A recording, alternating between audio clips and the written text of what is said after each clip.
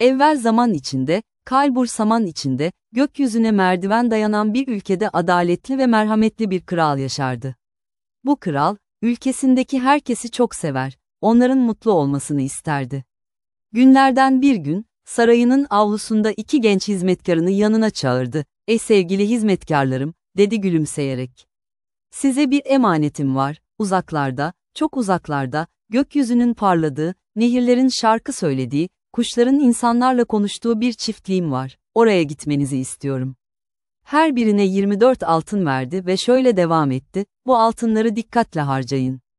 Önünüzde zorlu ama güzel bir yolculuk var, yolun ortasında bir istasyon bulunur. Orada sizi gemiler, trenler, hatta uçan arabalar bekler. Oraya vardığınızda bilet almanız gerekecek. Bilet olmadan o güzellikler ülkesine ulaşamazsınız. Altınlarınızla ne alırsanız alın, bir altını mutlaka bilet için saklayın."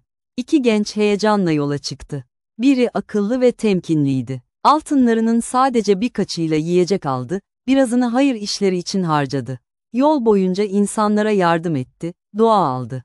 Yüzü nurlu, kalbi rahattı. Biriktirdiği iyiliklerle yüreği genişledi, altın gibi parladı.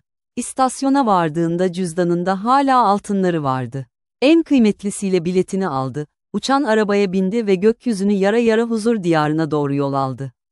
Diğer hizmetkar ise nefsine düşkündü. Yolda denk geldiği panayırlarda altınlarını oyunlara, gösterilere harcadı. Kimi zaman karnını şekerle, kimi zaman eğlenceyle doyurdu. Gördüğü her ışıltılı şeyin peşinden gitti. Derken istasyona geldiğinde elinde sadece bir altın kalmıştı. Gözleri yorgundu, yüzü solgundu. Akıllı arkadaşı ona yaklaştı. "Bak kardeşim," dedi. "Bu son altınını bilet için kullan. Yol çok uzun. Bizim kralımız merhametlidir. Belki seni affeder, belki uçağa binmene izin verir.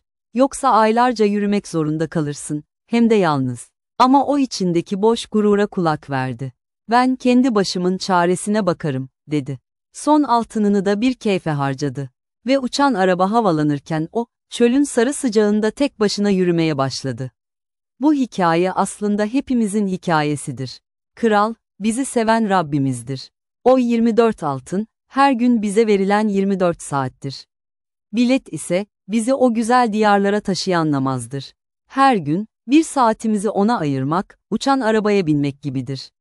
Yoksa hayat yolculuğunun sonunda, pişmanlık ve yalnızlık çölünde yürümek zorunda kalabiliriz. Ey insan, unutma ki Rabbimiz bize her gün 24 saatlik bir hazine veriyor. Bunun sadece bir saatini namaza ayırmak, seni sonsuz bir mutluluğa taşıyacak bilettir.